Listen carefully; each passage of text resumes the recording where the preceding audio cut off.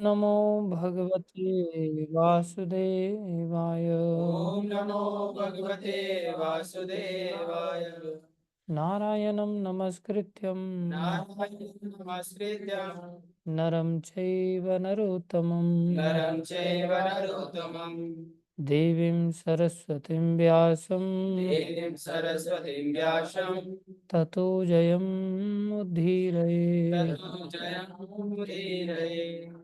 नष्टप्रायेषु भद्रेषु नष्टप्रायेषु भद्रेषु नित्यं भागवत सेवया नित्यं भागवत सेवया भगवति उत्तम श्लोके भगवते उत्तम श्लोके भक्तिर्भवति नैष्ठिकी। भक्तिर्भवति नैष्ठिकी। श्रीमद् भागवतम स्कंद 2 अध्याय 5 श्लोक संख्या 12वां श्लोक याद कर लिया था आप लोगों ने? आप लोगों ने ऑनलाइन तो सुना था ना? मैंने याद करने के लिए कहा था ना उसमें। हम्म, क्या सुना था फिर उसमें? ये सुनाई दिया था कि ये श्लोक याद करना है? फिर क्यों नहीं याद किया?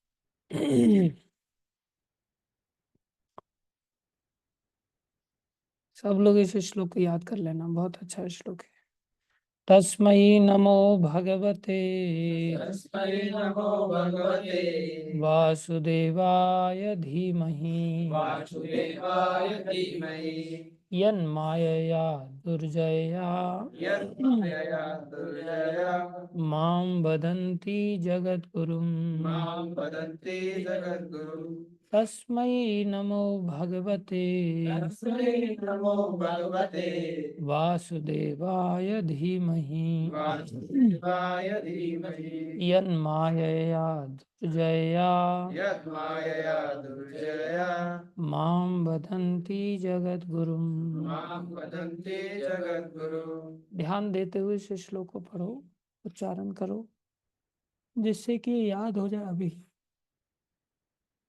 तस्मै नमो भगवते।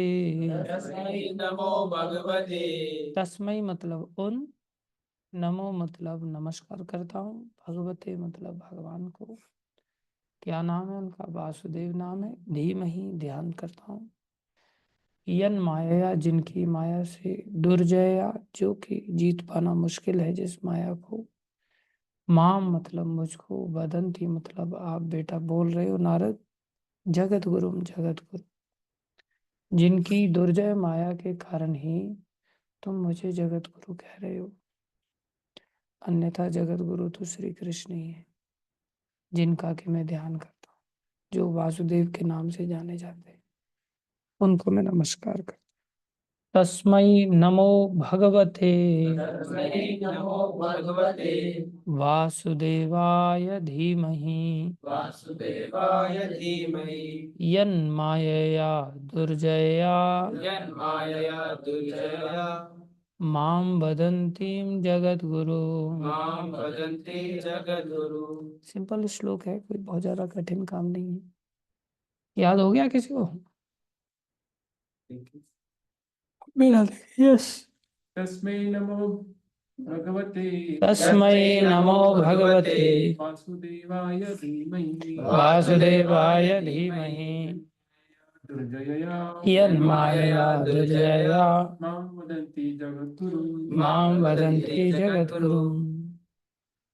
तस्मै नमो भगवते तस्मै नमो भगवते वासुदेवाय धीमहि वासुदेवाय धीमहि माया दुर्जया यन्माया दुर्जया मां वदन्ति मां वदन्ति जगद्गुरुं। याद हो गया तो इधर आंखें करके बोलो। शब्दार्थ याद करो। हाँ, उन भगवान को मैं नमस्कार करता हूँ। तस्मै नमो भगवते। भगवते। हिंदी अनुवाद याद हो जाएगा तो संस्कृत बोल पाओगे, और संस्कृत याद हो जाएगी तो हिंदी अपने आप निकाल पाओगे। दोनों एक दूसरे का सहारा लेकर के याद करना होता है। तस्मै उन भगवान को, नमो नमस्कार करता हूँ, भगवते भगवान को। तस्मै नमो भगवते ध्यान करता हूँ जिनका नाम वासुदेव, वासुदेवाय धीमहि। जिनके पास क्या शक्ति है, बोले उनकी माया दुर्जय है। यन माया या दुर्जया, जिनकी दुर्जय माया है, उनकी माया के कारण बेटा तुम नारद मुझे माम वदंती जगत गुरुम, तुम मुझे बोल रहे हो। वदंती मतलब बोलना, माम मतलब मुझको, जगत गुरु मतलब जगत गुरु। सरल है, समझ आए। तस्मै नमो भगवते तस्मै नमो भगवते वासुदेवाय धीमहि। हाँ, यन माया दुर्जया। गर्दन नीचे नहीं होनी। माम वदंती जगत गुरु, गर्दन चिरे नीचे। चलो, धन्यवाद सभी का।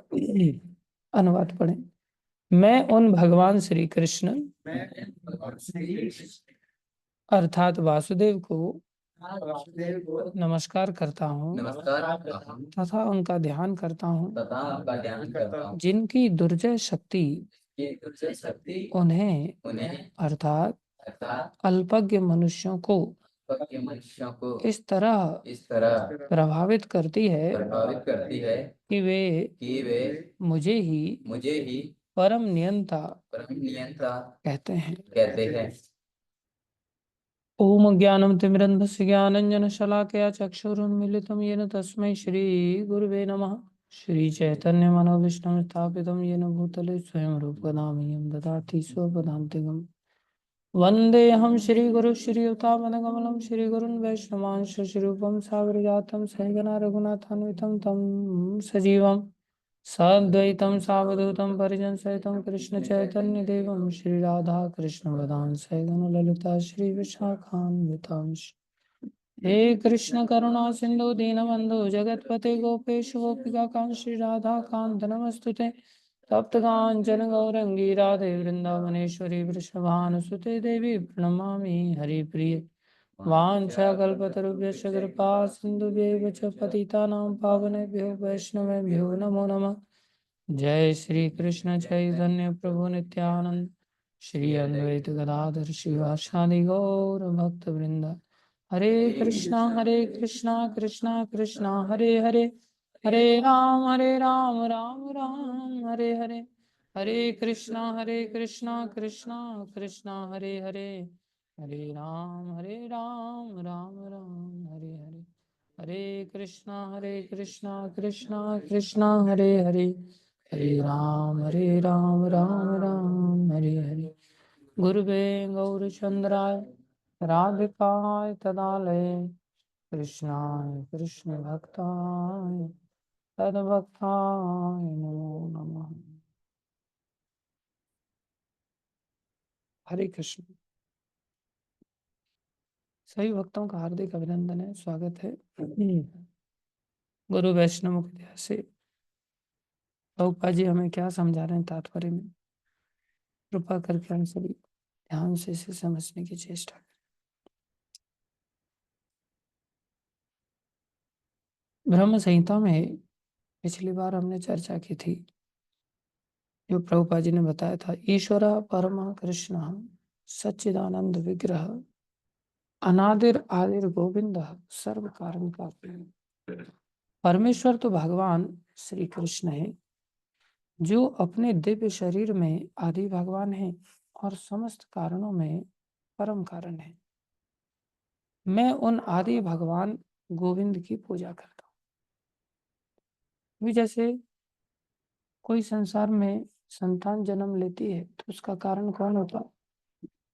पिता। तो कृष्ण का उसमें कोई रोल है? क्या रोल है?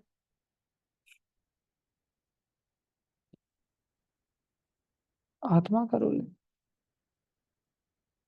कृष्ण जैसे बोला ना, कारण पिता है, लेकिन कृष्ण कौन है? बोले वो परम कारण है। कृष्ण कौन है? परम कारण। जैसे माँ कारण नहीं है क्या संतान उत्पत्ति का? माँ कारण है, लेकिन माँ से भी अधिक कौन कारण बताया गया? पिता को मान। अहम बीज प्रदा पिता। इसी तरह से जैसे माँ के कारण होते हुए भी क्या नानी नाना कारण नहीं है? नानी नाना भी कारण है। क्या दादी दादा कारण नहीं है? वो भी कारण है। क्या बच्चे के जन्म के लिए मकान कारण नहीं है? मकान भी कारण है। जिस मकान में माँ बाप रह रहे हैं, अगर मकान दुकान ही नहीं होता तो उनका ब्याह शादी कैसे होता? मकान दुकान देख करके ब्याह होता है। क्या नौकरी कारण नहीं है? ये सभी कारण हैं, लेकिन ये सब छोटे छोटे कारण। तुरंत बोला पिता। उन सभी कारणों में भी एक कारण बड़ा निकल के आया। लेकिन जो भक्त होते हैं उनकी दृष्टि ऐसी होती है, वो सभी कारणों के कारण मतलब आज मैं पुत्र हूं तो मेरा असली कारण, परम कारण भगवान श्री कृष्ण। आज मैं पिता हूं तो भगवान श्री कृष्ण ही उसके कारण। ये बात समझ में आती है क्या आसानी से? नहीं बात। आज मैं बहन भी हूं तो किस कारण से? भगवान श्री कृष्ण के। भाई हूं तो किस कारण से? भगवान श्री कृष्ण के कारण से। पिता हूं तो किस कारण से? भगवान श्री कृष्ण के। प्राय हम लोग अपने आप को, अपनी सत्ता को अलग से मान के चलते हैं और सोचते हैं, मैं तो पिता हूं तो मुझे तो ये जिम्मेदारी निभानी पड़ेगी, कृष्ण थोड़ी निभाएंगे ये जिम्मेदारी तो। अब बताओ, भाई की जिम्मेदारी है शादी करना पुत्री की, या पिता की जिम्मेदारी है? दोनों की जिम्मेदारी है, लेकिन ज्यादा जिम्मेदारी किसकी है? पिता की। क्यों? क्योंकि भाई से बड़ा कारण है पिता। करेक्ट। ऐसे ही परम कारण कौन है? श्री कृष्ण। तो फिर ज्यादा जिम्मेदारी किसकी होगी, श्री कृष्ण की या पिता की या भाई की? भगवान श्री कृष्ण की। ये बात समझ में आती है क्या? आदमी क्या सोचता है, ये तो मेरी जब कृष्ण थोड़ी आएंगे शादी करने के लिए, शादी तो मेरे को ही करवानी पड़ेगी। नरसिंह मेहता इस बात को जानते थे। उनके बेटे की शादी की जिम्मेदारी उनके सिर पर थी एक प्रकार से। कोई आया लड़की वाला प्रस्ताव लेकर के, उन्होंने वो चिट्ठी ले जाकर के भगवान के सामने, तमें हाँ करो तो हूँ हाँ करी सो, आप हाँ करो तो मैं हाँ कर देता हूँ, आप हाँ नहीं करोगे तो मैं हाँ कहाँ से करूंगा। ये बात है कि कृष्ण को ही हम कर्म कारण माने। और जैसे मान लो प्रभुपाद जी थे, प्रचार करने के लिए गए, हमको क्या लगता है, बिना पैसे के कुछ नहीं होता। पैसा मारा परमेश्वर नु, हूँ पैसा नु दास। पैसा मेरा परमेश्वर है, पैसा ही भगवान। ये कितनी हृदय में बात बैठी हुई है। पैसा सब चीजों के कारण के रूप में हमें प्रदर्शित होता है, लेकिन प्रभुपाद जी ने किसको कारण माना? और चल पड़े बिना पैसे के। बिना पैसे की, बिना किसी व्यवस्था के चल पड़े। कोई जान नहीं पहचान नहीं। क्यों?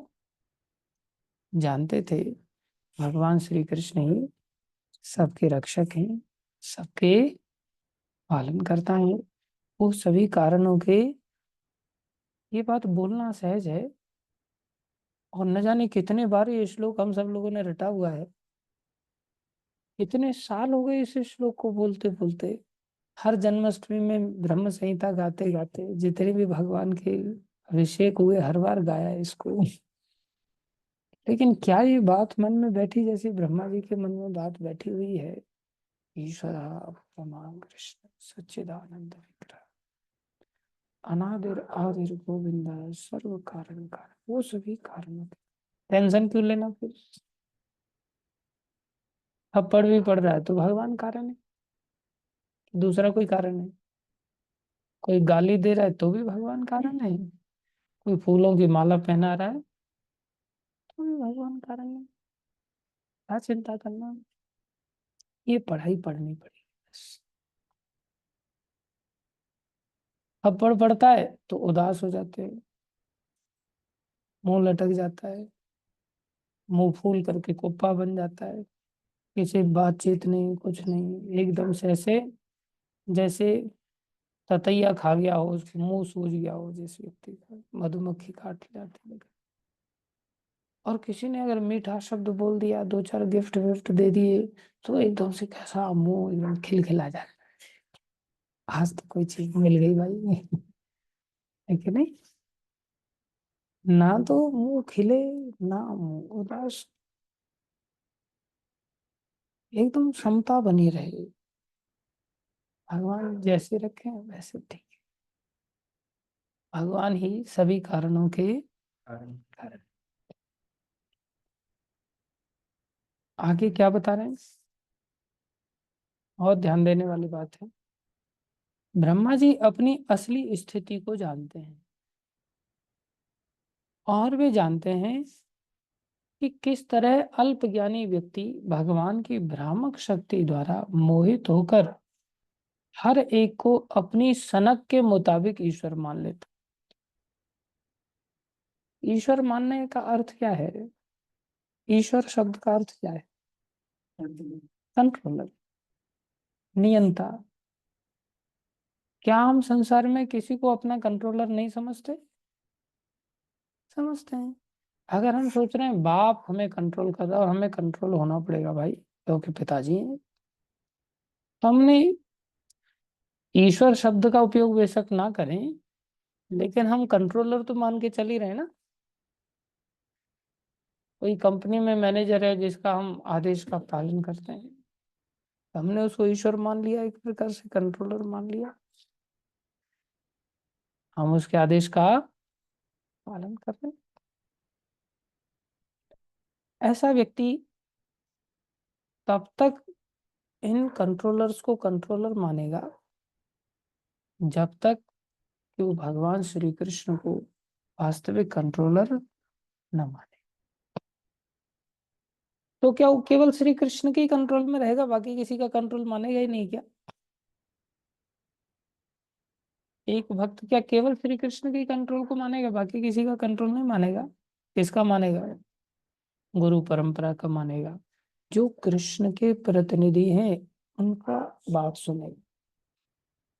शास्त्र की बात सुनेगा कि नहीं? सुनेगा। गुरु की बात सुनेगा कि नहीं?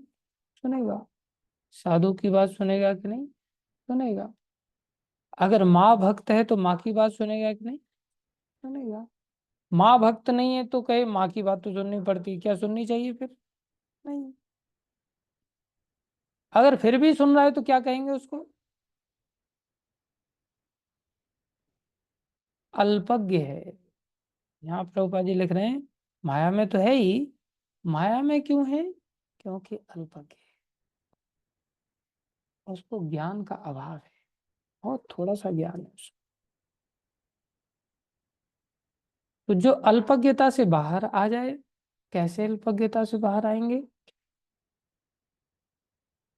कैसे अल्पज्ञता से बाहर आ सकते हैं? हाँ, श्री कृष्ण को सब चीज का कारण माने। कारण मान करके, ठीक है। और कुछ? निमाई, अल्पज्ञ कोई व्यक्ति है, अल्प माने छोटा, ज्ञ माने जानने वाला, थोड़ा सा जानता है। थोड़ा सा जानने वाला व्यक्ति संसार में भ्रमित होता रहेगा। जैसे एयरपोर्ट पे गए, दरवाजा अपने आप खुल गया दरवाजा। अब उसको पता ही नहीं कि इसके पीछे कोई व्यक्ति है या कोई मैकेनिज्म है, तो उसको जानकारी नहीं, तो ऐसे ही सोचेगा ना। जिसको जानकारी है वो ऐसा क्यों सोचेगा अपने आप खुल गया? अन्यथा वो देख करके बैठ ही जाएगा। अपने आप कैसे खुल जाता है, इसको कैसे पता चल जाता है कोई आदमी आ रहा है? कैसे पता चल गया आदमी चला गया? देखो देखो, अपने आप बंद भी हो गया। वो देखता रहेगा, उसको बजा कर देखेगा, तेरे में जान है क्या?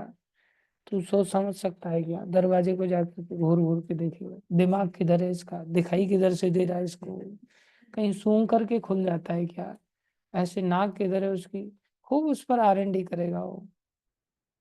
लेकिन जो व्यक्ति थोड़ा सा समझदार है, वो आराम से उसको देखे, उसकी और देखे भी नहीं, अब अंदर भी घुस जाएगा, बाहर भी चला है तो बंद होना है बंद हो, खोलना है खुलता रहे, उसको कोई बहुत ज्यादा बॉदर नहीं करता हो।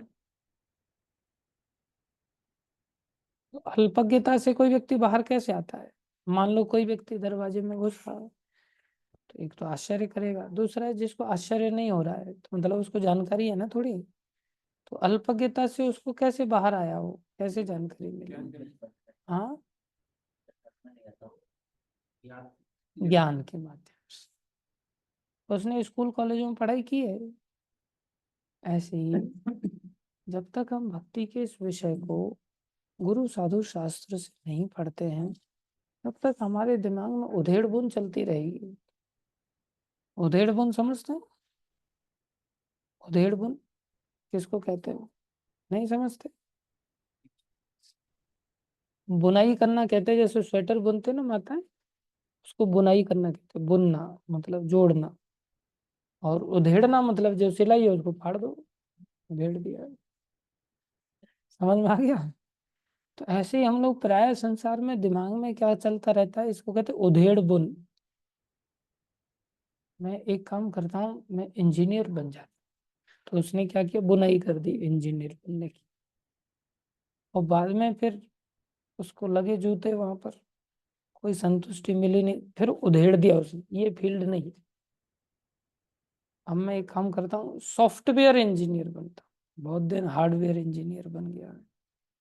फिर वो सॉफ्टवेयर इंजीनियरिंग का कोई कोर्स की बुनाई करेगा, वो बुनाई करते करते फिर अचानक से मन में आएगा बहुत हो गया यार, कुछ संतुष्टि नहीं हुई, फिर वो उसे उधेड़ देगा वो। समझ में आया?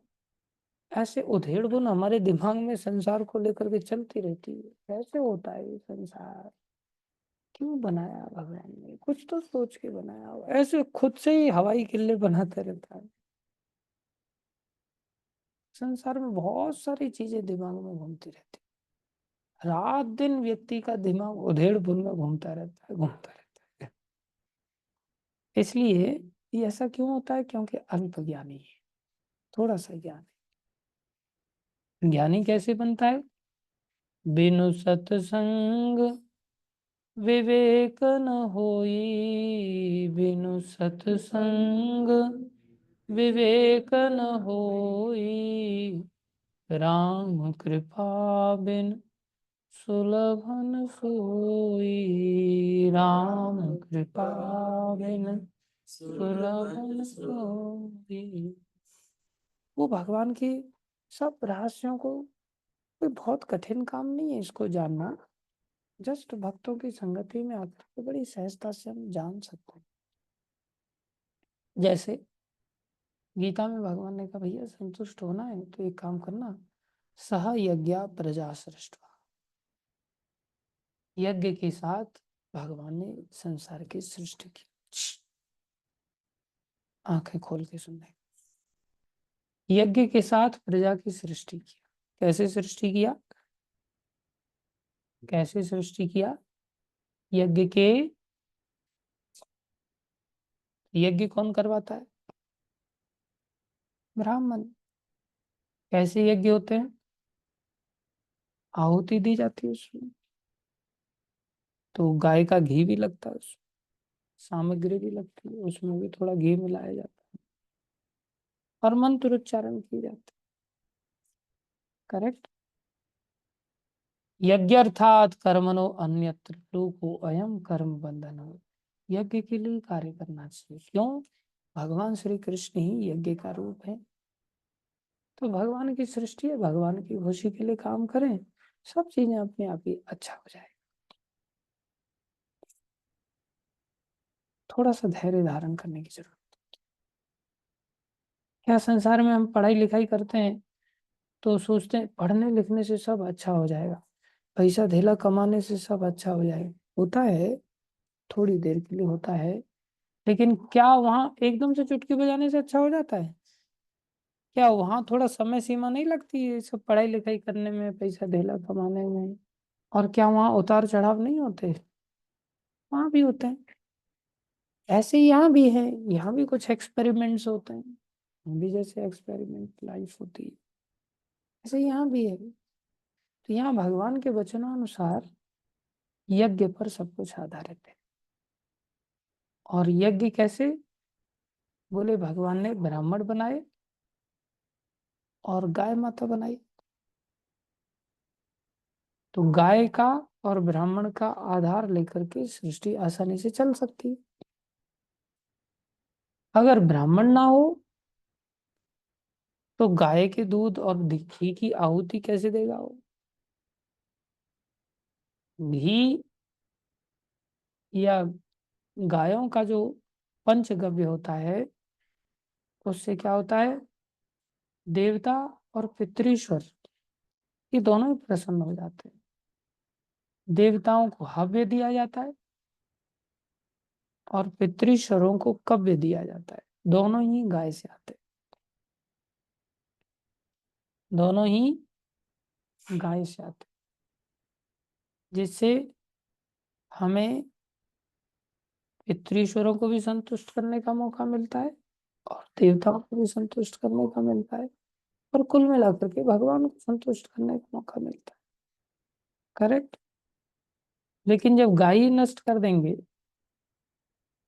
और मंत्र इधर से ब्राह्मण से मिल रहे हैं तो गाय नष्ट हो जाएगी, तो इधर ब्राह्मण कितना भी मंत्र उच्चारण करता रहे, वस्तु ही नहीं है जिसके माध्यम से जो चीज घटित होने वाली है। अभी जैसे मान लो कोई एक्सपेरिमेंट करना है और उसमें हमें ऑक्सीजन की जरूरत है या किसी केमिकल की जरूरत है, नाइट्रोजन की जरूरत है या किसी किसी भी चीज की जरूरत है, वो केमिकल है ही नहीं, तो हमारा एक्सपेरिमेंट कभी सक्सेसफुल हो पाएगा क्या? कभी नहीं हो सकता। इसी तरह से जब हमारे पास ब्राह्मण मंत्र बोल रहा है लेकिन घी की आहुति है ही नहीं, उसकी जगह पे चर्बी की आहुति दे दें, उसकी जगह पे तेल की आहुति दे दें, तो क्या हमारा एक्सपेरिमेंट सक्सेसफुल होगा? नहीं। या घी प्योर है लेकिन मंत्र उच्चारण करने वाला को उच्चारण करना नहीं आ रहा है, तो क्या एक्सपेरिमेंट सक्सेसफुल होगा? नहीं हो सकता। बहुत सारे लोग क्या करते, आरती में ही तो घी यूज करना है, सड़ गया है, बदबू आ रही है, कोई बात नहीं, आरती में लगा दो। लेकिन आरती एक यज्ञ है, उसमें अगर बोले 300 रुपया किलो वाला घी ले आओ, मार्केट से मिल जाएगा, उसमें डालडा फालडा मिला रहता है या तिल का तेल मिला रहता है, वो आरती में चला लो। आरती में क्या है, ऐसे ही तो जलना ही तो है, कौन सा भोग लगने वाला है, कौन सा खाने वाले हैं। ऐसा मन में विकार आ जाता है ना, और फिर वो आरती भगवान स्वीकार करेंगे क्या? आरती हो रही है तो उसमें घी की बत्ती बोला गया है। हाँ, तेल वाली बत्ती का भी एक अपना फल है, इसका अर्थ ये नहीं कि जिसके पास घी नहीं बेचारा वो आरती कर ही नहीं सकता। जिसके पास सामर्थ्य है वो बेचारा गाय का घी निकाल करके बढ़िया भगवान के लिए लेकर के आए तो भगवान को अच्छा लगेगा, शुद्ध घी से। और अब मान लो आरती भी एकदम प्योर घी से कर रहा है लेकिन पीछे कीर्तन चल ही नहीं रहा है, महामंत्र गा ही नहीं रहा है, तो क्या आरती सक्सेसफुल होगी? नहीं। और प्योर कीर्तन चल रहा है और आरती में घी दूषित उपयोग में आ रहा है, तो आरती सक्सेसफुल होगी कि नहीं? आरती फिर भी सक्सेसफुल हो जाएगी क्योंकि कीर्तन की सामर्थ्य इतनी ज्यादा है, लेकिन थोड़ा अपराध जरूर रहेगा। कीर्तन से सारे छिद्र खत्म हो जाते हैं, ये कलयुग की विशेषता है। लेकिन भगवान को हम एक पैर से, एक हाथ से तो भगवान के पैर छू रहे और दूसरे हाथ से भगवान को मतलब डुप्लीकेट काम कर रहे हैं, तो अपराध लग जाता है। इसलिए चेष्टा वैसी करनी होती है। तो जब सृष्टि आरंभ हुई तो उस समय गौ माता का आश्रय था और गौ माता के आश्रय से ब्राह्मण लोग अपने आप में शास्त्र का उच्चारण सही रूप से करते थे तो हर चीज का परिणाम आता था। किसी भी चीज को लक्ष्य करके जब यज्ञ किया जाता था तो वो लक्ष्य की प्राप्ति हो जाती थी, उससे ब्राह्मण के अंदर ब्राह्मणत्व तो और वृद्धि करता था। ये नेचुरल होता है। अभी जैसे विश्वामित्र मुनि ने जब ब्राह्मण जी को देखा, विश्वामित्र राजा थे उस समय, क्षत्रिय थे, अब राजा के पास कितनी संपत्ति होती, और उन्होंने एक ब्राह्मण को देखा, क्या नाम था उनका?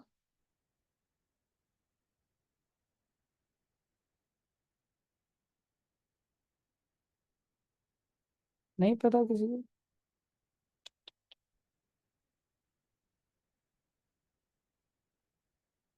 कौन सा ब्राह्मण? कौन सा ब्राह्मण? नहीं मतलब कौन से इसके रिलेटेड? तुम बताओ किसी से भी रिलेटेड सही। जो चर्चा चल रही है यहाँ, कौन सी चर्चा चल रही है? ब्राह्मणत्व की चर्चा चल रही है। किसी के अंदर अच्छा ब्राह्मणत्व देखा होगा उन्होंने, किसके अंदर देखा था? वशिष्ठ ऋषि को देखा। गए नहीं थे वशिष्ठ मुनि के आश्रम में अपना सारी सेना को लेकर के? उनके पास नंदिनी गाय थी, नंदिनी गाय ने उनकी सब सेवा किया। तो आश्चर्य में डूब गए, इतनी बढ़िया बढ़िया 56 भोग सजी हुई चीजें थाली भर करके गाय के नीचे से चली आ रही। हाँ, आखिर में जब वो गाय को लेने चले तो गौ माता बोली मैं कुछ करूं या आप ही करेंगे कुछ? उनके पास ब्रह्म दंड था, डंडा था एक, जिसको लेके ब्राह्मण लोग कई बार घूमते फिरते। उस डंडे में से ही सेना निकल पड़ी। डंडे में से ही ऐसे ऐसे शक्तिशाली लोग निकले कि उन्होंने सब सेना को मार पीट के भगा दिया। अब उनको लगा ओहो, इनके डंडे की क्या कीमत है।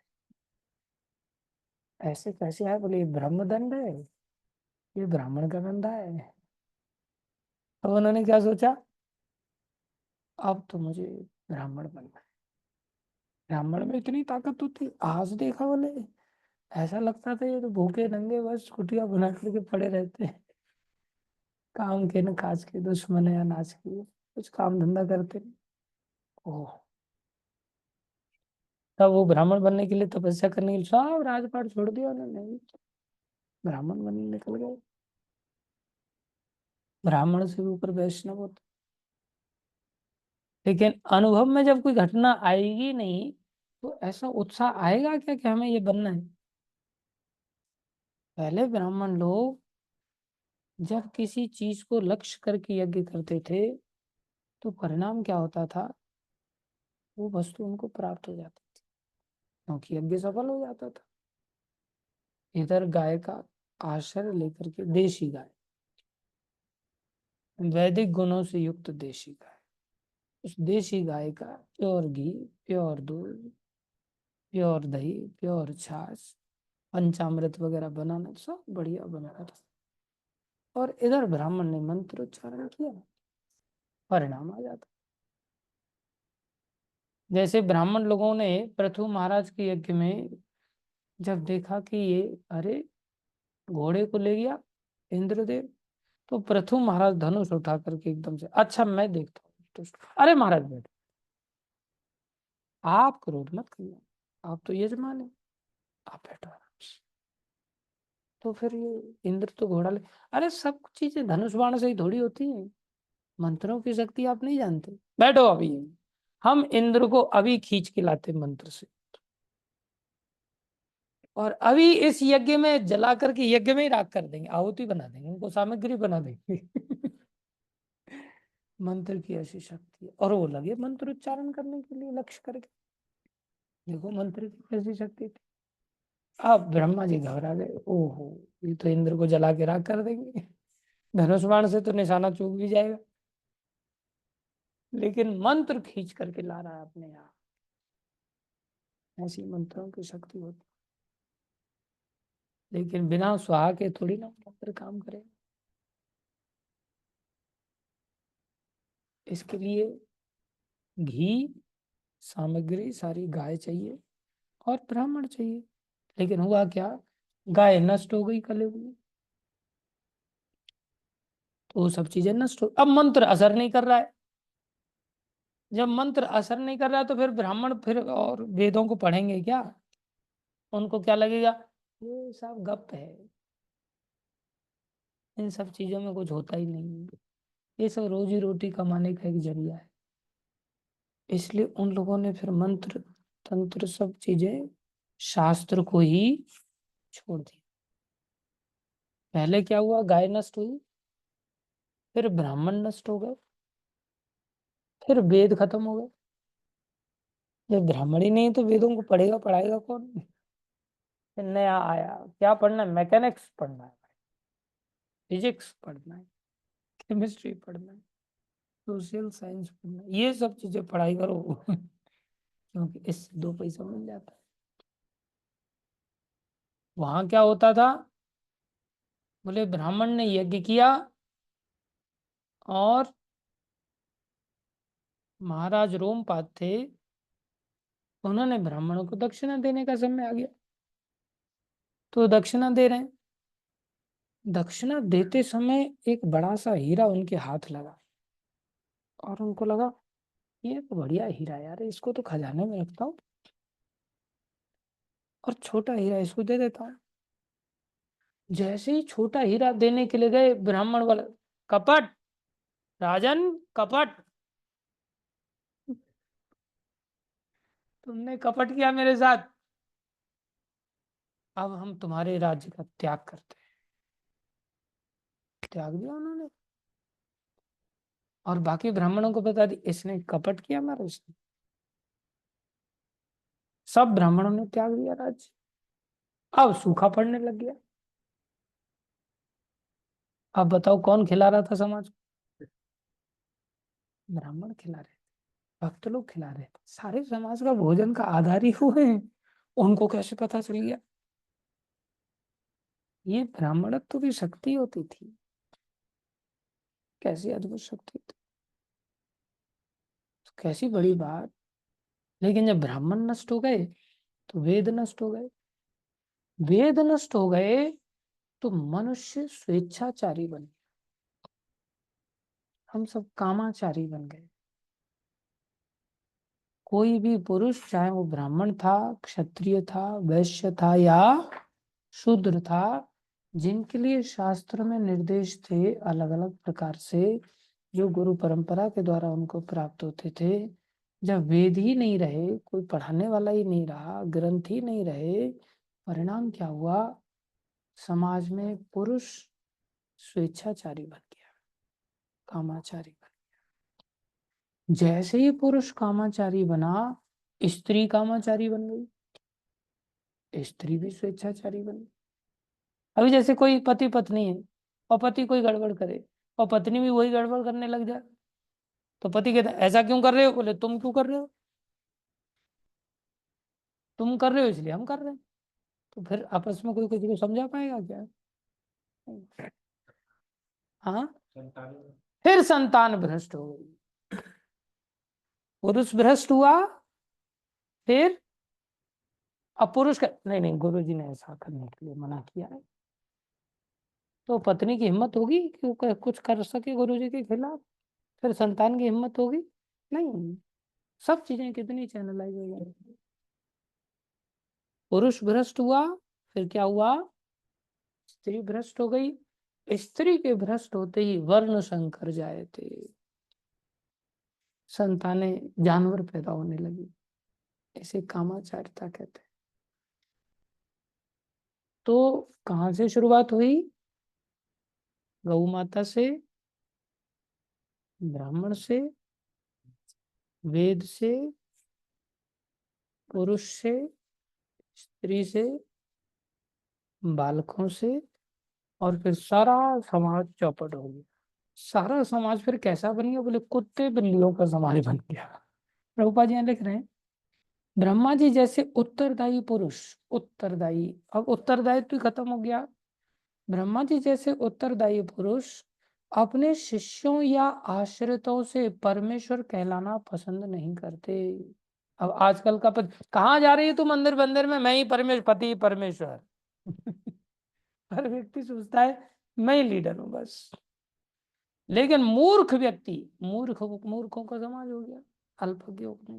कैसे बन गए? कुत्तों, सुअरों, ऊंटों तथा घोड़ों जैसे, प्रभुपाद जी ने यहाँ तात्पर्य में घोड़ों लिखा है, बाकी है गधों जैसे पुरुषों से प्रशंसित होने एवं परमेश्वर के रूप में संबोधित किए जाने पर अत्यंत प्रफुल्लित होते हैं। फिर समाज कैसा बन गया? क्या समाज में एक दूसरे का रिगार्ड नहीं होता? होता है, लेकिन छोटे कुत्ते बड़े कुत्ते का रिगार्ड करते हैं छोटा गधा बड़े गधे को नोबेल प्राइज देता है। इस प्रकार से प्रफुल्लित होते हैं। ऐसे लोग ईश्वर कहलाने या मूर्ख प्रशंसकों द्वारा ईश्वर कहकर पुकारे जाने पर क्यों पुलकित होते हैं, इसकी व्याख्या अगले श्लोक में दी गई है। इसलिए कुत्ते बिल्लियों का समाज से अपेक्षा नहीं की जा सकती कि वो लोग सुखी होंगे। हमें अगर वास्तव में सुखी होना है तो हमें ये बात ध्यान रखना पड़ेगा। कुत्ते बिल्लियों को फिर ये लोग क्या कहते पता है? कुत्ते को संस्कृत में कहते ग्राम सेवक। ग्राम सेवक नहीं, ग्राम सिंह। क्या कहते हैं? ग्राम सिंह। आइए महाराज ग्राम सिंह। तो उसको लोग ग्राम सिंह, बड़ा सम्मान किया जाए। उसको पता नहीं तेरे को कुत्ता बोला तो ऐसे ही संसार में सब सम्मानीय शब्द हैं, काम के नहीं है, वो सभी जानवरों का नहीं है। अब हम क्या करें जब सब चीजें नष्ट हो गई? बोले छोटे स्तर पर तो मेंटेन किया जा सकता है। अगर व्यक्ति छोटे स्तर पर ही मेंटेन करने लग जाए ना, छोटे छोटे स्तर, एक व्यक्ति एक गाय ही संभाल ले, एक व्यक्ति थोड़ा सा पढ़ना लिखना चालू हो जाए, एक ही अध्याय याद कर ले, कोई गीता का ज्यादा नहीं याद हो रहा है, ऐसे एक एक व्यक्ति अगर ऐसा, फिर एक छोटा सा ऐसा समूह बन जाए तो कितना अच्छा कृपा हो जाए। प्रभुपाद जी ने मौका दिया। हमें अल्पज्ञ नहीं बने रहना चाहिए, कारणों के कारण को समझना चाहिए और भगवान का आश्रय लेना चाहिए। धन्यवाद सभी का धैर्यपूर्वक श्रवण करने के लिए। भागवत महापुराण की जय, श्री प्रभुपाद की जय, श्री गुरु महाराज की जय, संत कोटि वैष्णव वृंद की जय, आप सब भक्तों की जय। सब लोग जप कर सकते हैं 7:30 बजे तक। हरि बोल। यहीं बैठ के जप कर सकते हैं सब लोग।